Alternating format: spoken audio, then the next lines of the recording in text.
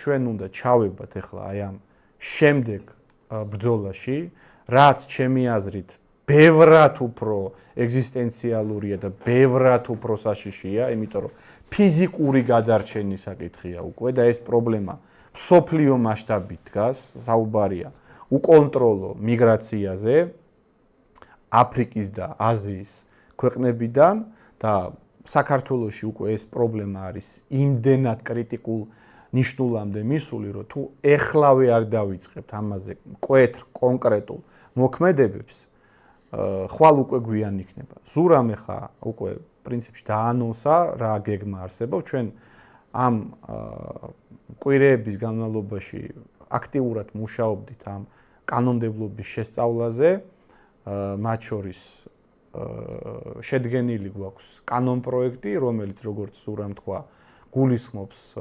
უცხოტომელებისთვის, ანუ უცხოეთის მოქალაქეებისთვის საქართველოს ბინადრობის უფლების მოპოვების გამკაცრებას და ასევე საქართველოს სახელმწიფოს მოქალაქეობის მიღების საკითხის გამკაცრებას. ეხლა რაც ამ არსებული კანონმდებლობით გვაქვს, ეს არის კატასტროფა. აი რა ვიცი, ნებისმიერი ქვეყნის წარმომადგენელს შეუძლია უმარტივესად მიიღოს ბინადრობის უფლებაც და რამოდენიმე წლის მერე ავტომატურად იღებს საქართველოს მოქალაქეობას.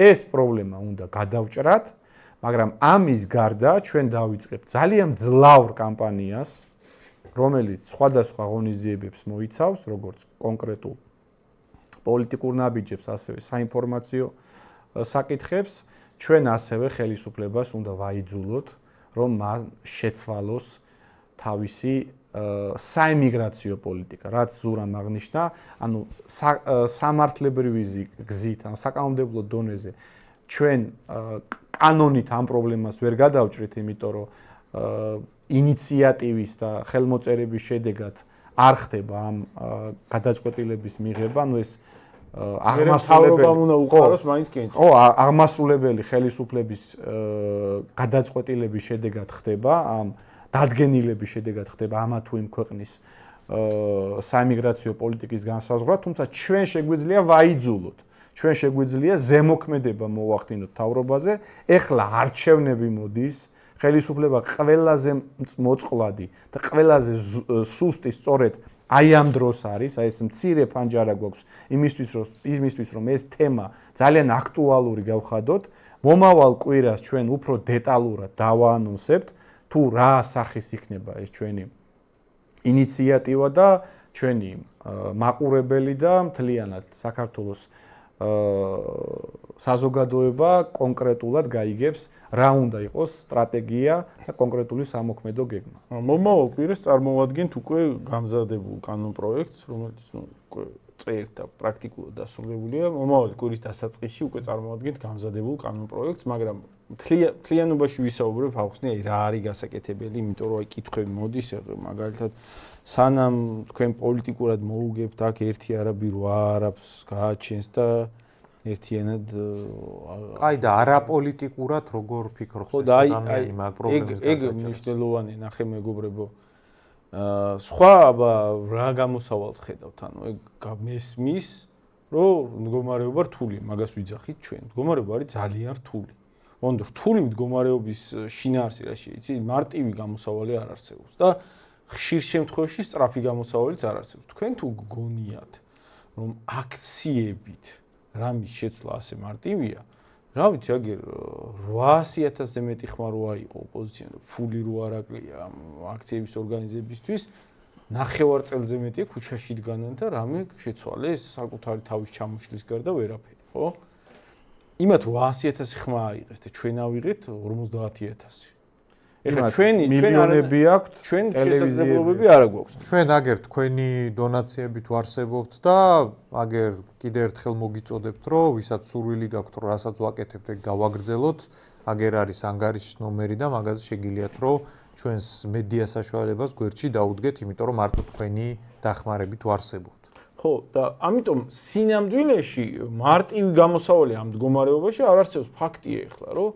კრიტიკულად დიდი მასა ან არის მედასავლეთი ლიბერალი და ლიბერალურ საიმიგრაციო პოლიტიკას ემხრობა ან ძალიან ბევრი ეხლა თავს მოვიტყუებთ კაცო ოცნებას ყავს ილუზიებში გახვეული და შეიძლება რაღაცები რომ გააცნობიერონ სხვანაირი დაიწყონ ფიქრი, მაგრამ მე ახლა ძალიან ბევრია, ვინც ოცნებების კრიტიკას იღებს აგრესიით. და მანდ ასე რომ სისტემა ამას აკეთებს, ბევრი სისტემისკენ არის, ბევრი პირიქით სისტემისკენ არ არის, ოღონდ ლიბერალურ საიმიგრაციო პოლიტიკას ემხრობა და ჩვენ გვიტევს მედასავლეთეები.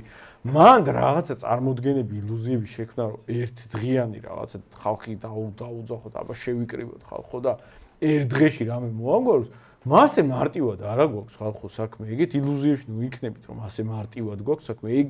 ეგეთი ილუზიებით, რომ მარტივად გვაქვს საქმე და ერთ დღეში დაძახებაში ან ძალა გვაქვს მასეთი თურმე ეროვნულ ნაწილ საზოგადოების, რომ ასე ძალით შეგვიძლია რაღაცების გადაწყვეტა, ეგ ცალკე პრობლემაა ასეთი ილუზიები და რეალობა არის შემდეგი. ეხლა რა საფრთხის წინაშე დგავართ? ამას გრძელი მუშაობის გარეშე არ უშველის არაფერი. გრძელი მუშაობა ნიშნავს, ჯერ პოლიტიკური ძალა უნდა გაძლიერდეს.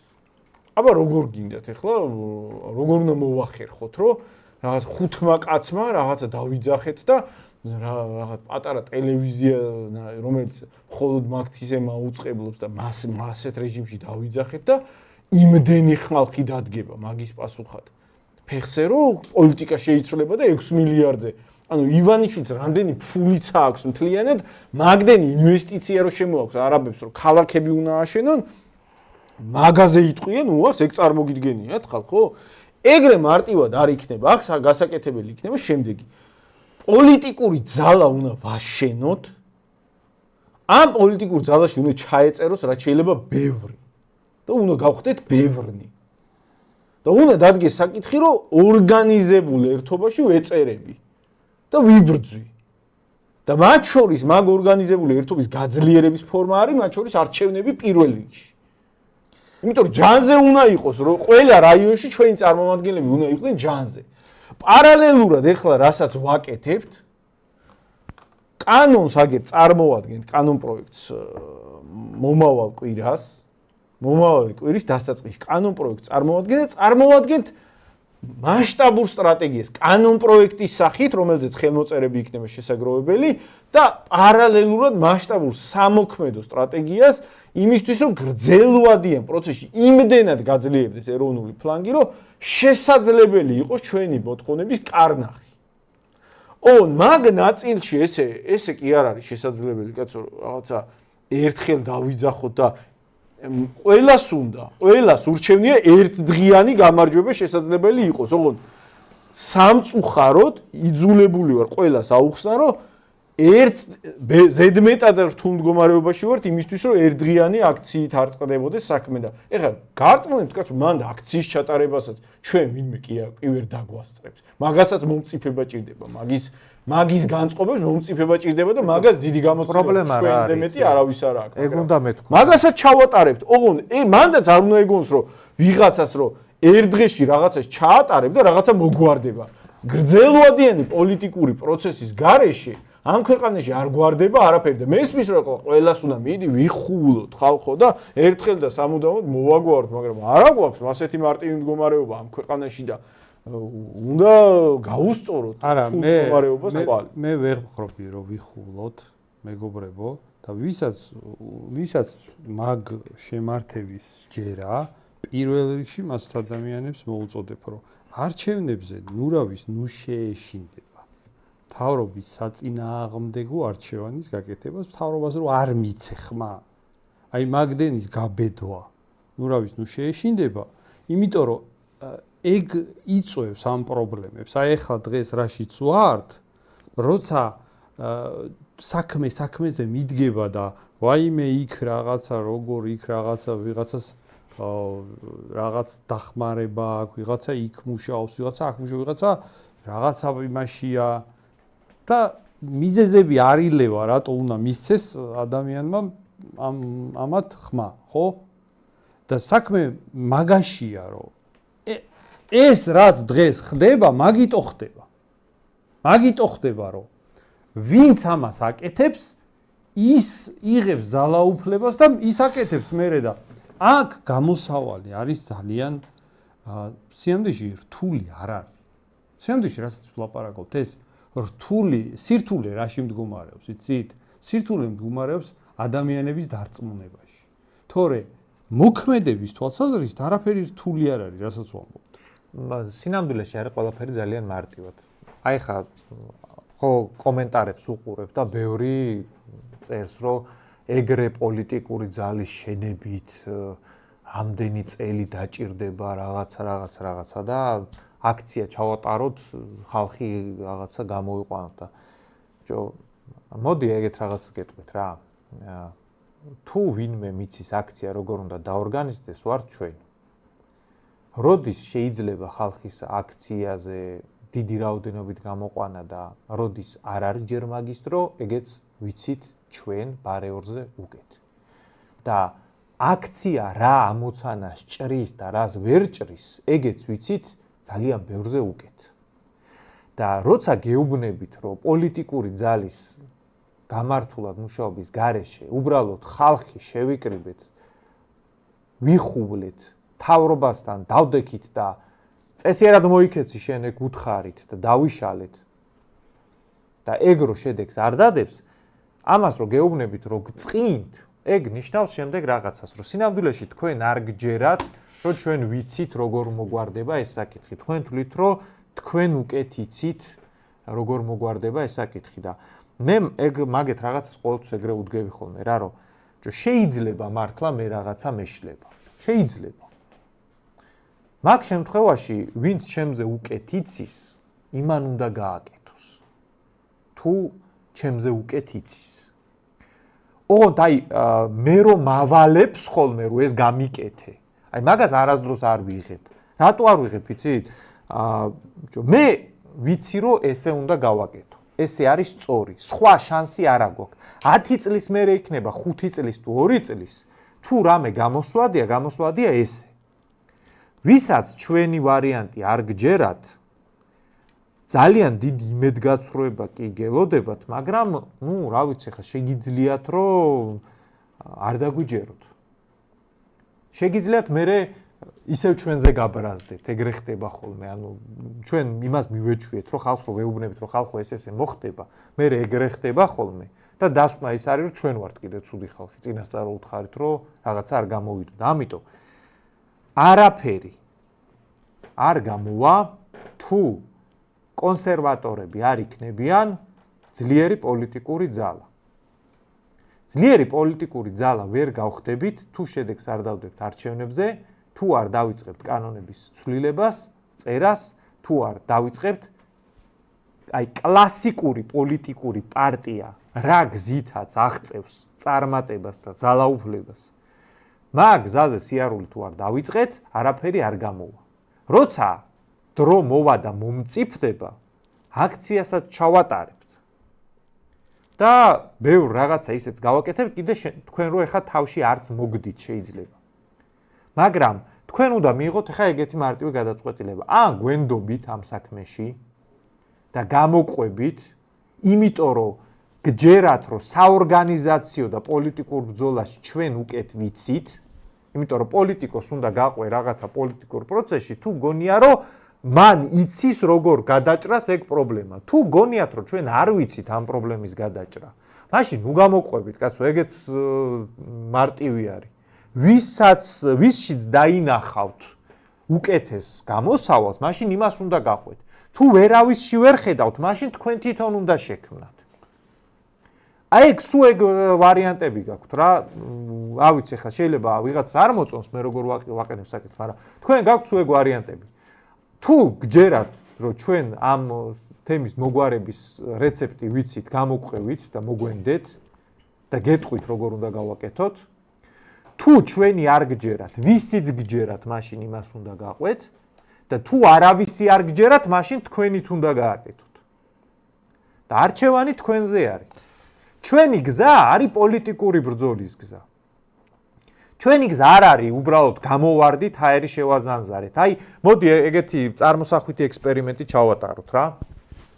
ხვალ გამოვიყვანეთ 20,000 კაცი საქართველოს პარლამენტის წინ მოთხოვნით გამკაცრდეს მიგრაციის კანონმდებლობა. როგორ გონიათ, ქართული ოცნება რამე შეცვლის? მაგის შანსი არის 0.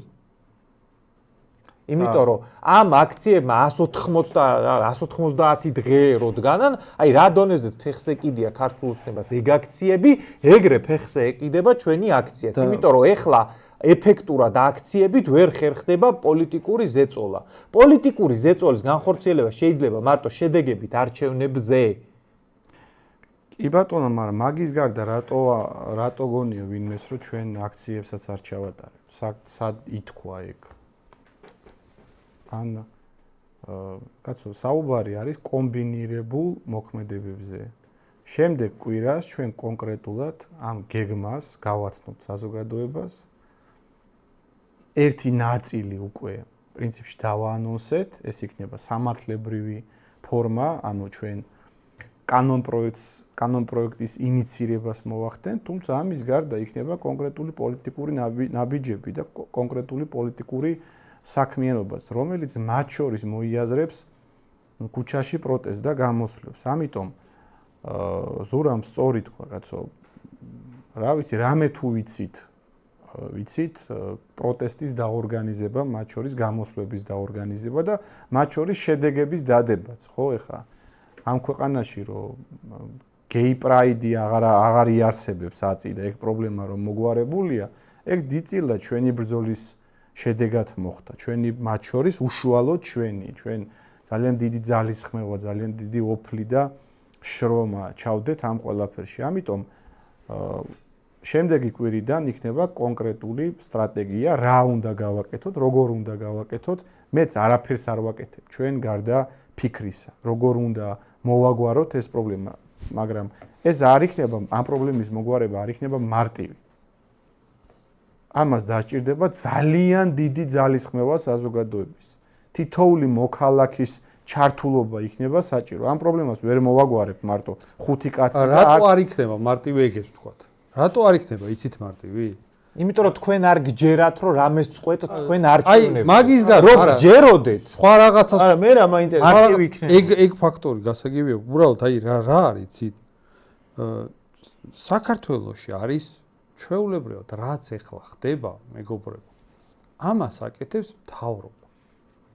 ანუ ეს ისეთი რაღაცა კი არ ხდება, რომ აი ყველა მთელი ძალით ეწინააღმდეგება საქართველოს ყველაფერს იყენებს რაც ხელთა აქვს იმისთვის რომ ეს არ მოხდეს უბრალოდ ჩვენს თავს მაინც ასეთი რაღაცები ხდება ეგრე კი არ ხდება აი ელემენტარულად მთავრობის წარმომადგენლები გამოდიან და პირდაპირ ხმამაღლა აჟღერებენ რომ კიდევ ეს პროცესი რასაც ახლა ჩვენ ვხედავთ რომ აი გაივსო უცხოელებით ხო ეს პროცესი უნდა გაგრძელდეს და კიდევ მეტი ასეთი ინვესტიცია უნდა ჩაიდოს ანუ რასაც ჩვენ ვხედავთ და რა პრობლემასაც ვასახელებთ მთავრობა პირდაპირ გამოდის ლოზუნგებით რომ ეს არის კარგი გახარებულია და ეს უნდა გაგრძელდეს სირთულე მდგომარეობს ამითი ტრაბახობს და სირთულე მდგომარეობს მაგაში მეგობრებო როცა შენს რაღაცა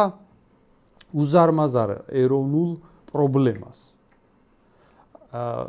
იწევს შენი სახელმწიფოს და მართველი რგოლი როცა იწევს ეგ არის როგორი საკითხი იცით მაგ პრობლემის გადაჭრა ძალიან ძნელია თუ არა გაქვს მთელი რიგი ბერკეტები ეხა საერთოდ მე მესმის რომ აი სხვათა შორის ის ოპოზიციაც მაგითო ჩაიფუშა ოპოზიცია რატო ჩაიფუშა ეხა მათი ამომრჩეველზე ხო აუხსენით რომ მათ ამომრჩეველს ეგონათ რომ პარტიებს კი არ უნდა დაუჭირო მხარი რაღაცა აბსტრაქტულ იდეას უჭერდნენ მხარს და პარტიები არ მოწონდათ და შედეგი მიიღეს რაც მიიღეს აი მაგალითია რა თელმა პროდასალურმა ოპოზიციამ ხო ეგრე იმოქმედა რომ პარტიები კი არ აინტერესებდათ უბრალოდ აქციის ჩატარება უნდა და 190 დღე ატარეს აქცია ოღონდ არაფერ პოლიტიკურში ეგ არ კონვერტირდა და დედა ეტირა მთელ მაგათ ფლანგს აი ჩვენმა ფლანგმა იგივე შეცდომა ხო არ შეიძლება გავიმეოროთ ამ თემაზე აი პირდაპირ ვიძახით ჩვენ როგორც ნერვიულობთ ამ თემაზე ნუ იტყვის რომ ვინმე საწუხებს ჩვენზე მეტად როგორ უნდა გადაიჭრას მაგაზე ვლაპარაკობთ. საერთოდ არაფერი არ მაინტერესებს ამ თემის გადაჭრის გარდა. და მაგ თემაზე ვლაპარაკობ ზუსტად. და ეს თემა როგორ უნდა გადაიჭრას და გამოვიდეთ ამ რაღაცა წარმოდგენებიდან, რომ რაღაცა გამოვარდნები არსებობს, უნდა გადაიჭრას პოლიტიკურად. იმიტომ რომ პოლიტიკური პრობლემაა ეს და შენ თუ პოლიტიკურ ნებას არ ცვლი ქვეყანაში და იგივე სტოვებ. მაშინ არ იჭრება ეს პრობლემა. ამიტომ რაზეც ჩვენ ახლა ვლაპარაკობთ, ეს მეგობრებო, ამას მართლაც შემოგთავაზებთ კიდე უფრო დეტალურად მომდევნო კვირაში. აი ერთს დავამატებ და შემდეგ თემაზე გადავიდეთ. ჩვენ შემთხვევაში რა ამძიმებს კიდე ამ პრობლემას? უყურეთ პირველ რიგში რომ თვითონ მთავრობა ახალისებს, ანუ მთავრობის ინტერესია და მთავრობის ნების გარეშე მერწმუნეთ ხალხო, ვერავინ ვერ შემოვიდოდა ამ ჩვენს ქვეყანაში. ანუ მთავრობა ხელს უწყობს ამ პროცესს. და ამას კომერციული ინტერესებით იხსნება. რატომ აკეთებს ამას მთავრობა? იმიტომ რომ მაგ შემოსული მიგრანტებით ფულს აკეთებენ ისინი თვითონ.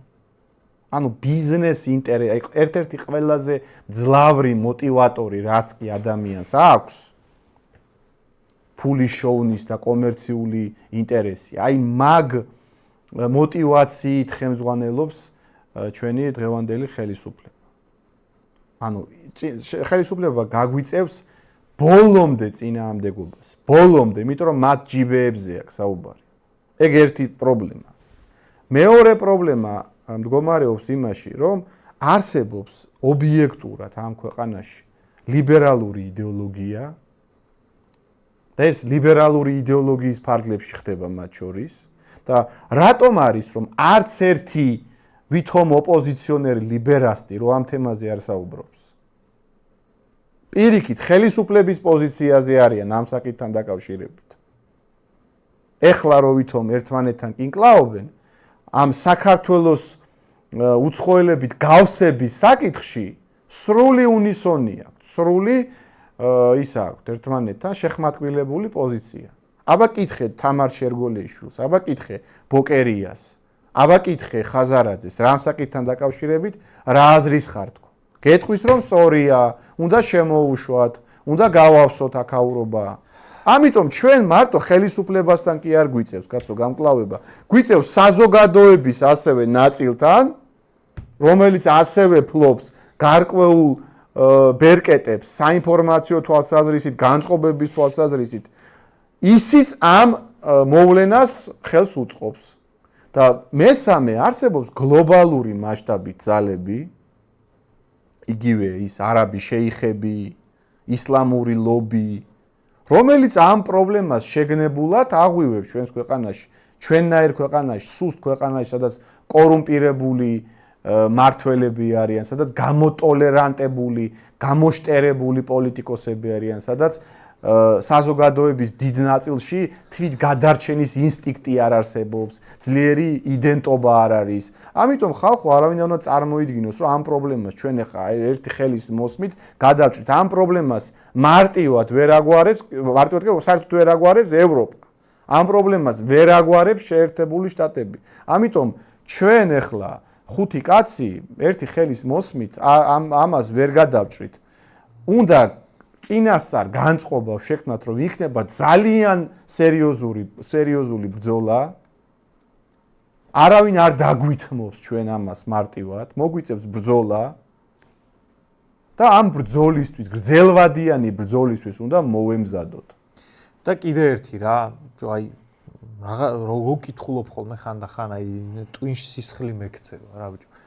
აი ვისაც არ გჯერათ რომ რამე გამოვა და ვიც აი არაფერი არ გვეშველება და მაგ იმას რავი, მაშინ სადღაც შენ კუთხე მოძებნე და დავიცი იქ შეიყუჟე და რავი მოკვდი რა ვიცი მაშინ რა. იმიტომ რომ აი ეს რაღაცა ერთმანეთის ნიჰილიზმის გავრცელება და აბა თავზე ნაცარი დავიყაროთ, ხო? ეგ არის შეიძლება იმაზე უარესი ვიდრე ლიბერალები აკეთებენ რა და ვისაც ბრძოლის სურვილი გაქვს და ვისაც რაღაცა კეთების სურვილი გაქვს და ვისაც შიგნი კიდე რაღაცა ცეცხლი გაქვს ჩერჩენილი იმათმა გავაკეთოთ რაღაცა რა და გამოვა და თუ მაინც უნდა სულ ყველა დავიხოცოთ და მაინც უნდა წალეკოს ეს ქვეყანა უცხოტომელებმა და რაღაცა, რავი ხა ხელებ ჩამოშვებული მაგაზე ყურება არ არის კარგი მიდგომა რა. ამიტომ ცოტა გამოცოცხლდით. გასაგებია რომ მძიმე სიტუაციაა, მაგრამ ცოტა მოდით იმ მდგომარეობაში, რასაც საბრძოლო მდგომარეობა ქვია. ხანგრძლივი პროცესი იქნება ეს. აი, LGBT პროპაგანდაზე კაი მაგალითი მოიყვანეს რა.